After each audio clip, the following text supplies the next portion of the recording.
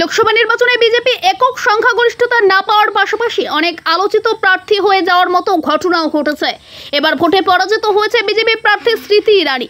জম্মু কাশ্মীরের সাবেক মুখ্যমন্ত্রী ওমর আবদুল্লাহ এবং কংগ্রেস নেতা বিক্রমাদিত্য সিং এর মতো কয়েকজন আলোচিত প্রার্থী স্মৃতি ইরানি 2019 সালের লোকসভা নির্বাচনে কংগ্রেস নেতা রাহুল গান্ধীকে হারিয়েছিলেন বিজেপি প্রার্থী স্মৃতি ইরানি। এবার কংগ্রেস নেতা কিশোরীলাল শর্মার কাছে 1,60,000 ভোটে হেরেছেন তিনি।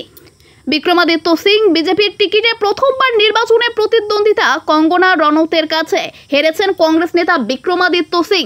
হিমাচল প্রদেশ রাজ্যের আসনটিতে প্রতিদ্বন্দ্বিতা করে কঙ্গনা 74,000-এর বেশি ভোট পেয়েছেন।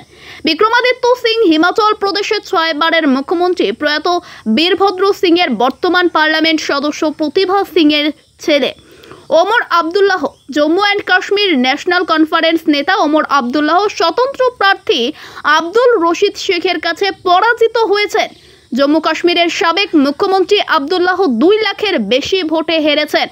জম্মু কাশ্মীরের সাবেক মুখ্যমন্ত্রী মেহবুবা মুফতি এবারের নির্বাচনে প্রতিদ্বন্দ্বী প্রার্থীর কাছে ব্যাপক ধরাশায়ী হয়েছেন।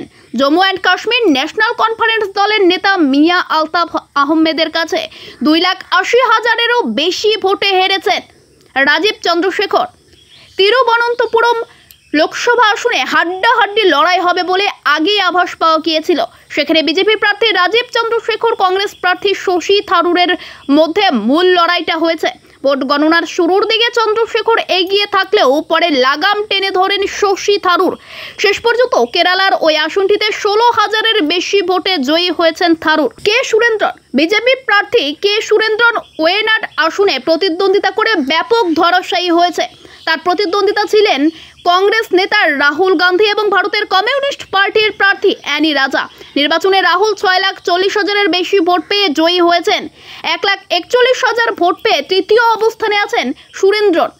কেরালায় আরেক বিজেপি নেতা অনিল অ্যান্টনি কংগ্রেস প্রার্থী অ্যান্টনির কাছে হেরেছেন। কংগ্রেস থেকে বিজেপিতে যোগদানকারী প্রবীণ নেতা কে অ্যান্টনির ছেলে অধীর রঞ্জন চৌধুরী। প্রবীণ কংগ্রেস নেতা অধীর রঞ্জন চৌধুরী পশ্চিমবঙ্গের বহরমপুর আসন থেকে নির্বাচনে প্রতিদ্বন্দ্বিতা করে হেরেছেন।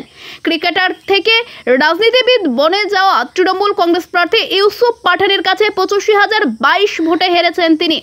আরও যারা ধরাশায়ী ছত্তিশগড়ের সাবেক মুখ্যমন্ত্রী ভূপেশ বাঘেল রাজনন্দগাঁওয়ে বিজেপি নেতা সন্তোষ পাণ্ডের কাছে 44,000-এর বেশি ভোটে হেরেছেন। পশ্চিমবঙ্গ বিজেপির সাবেক প্রধান দিলীপ ঘোষ তৃণমূল কংগ্রেসের কীর্তি আজাদের কাছে পরাজিত হয়েছেন। বর্ধমান দুর্গাপুর আসনে 1,37,981 ভোটে হেরেছেন তিনি।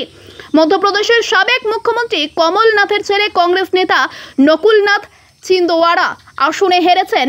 বিজেপি প্রার্থী বিবেক সাহুর কাছে 1,01,000-এর বেশি ভোটে পরাজিত হয়েছেন তিনি। মহারাষ্ট্রের বিজেপি প্রার্থী নবনীত রানা কংগ্রেস প্রার্থী বলবন্ত বসবন্ত ওয়ানখেড়ের কাছে 19,731 ভোটে হেরেছেন।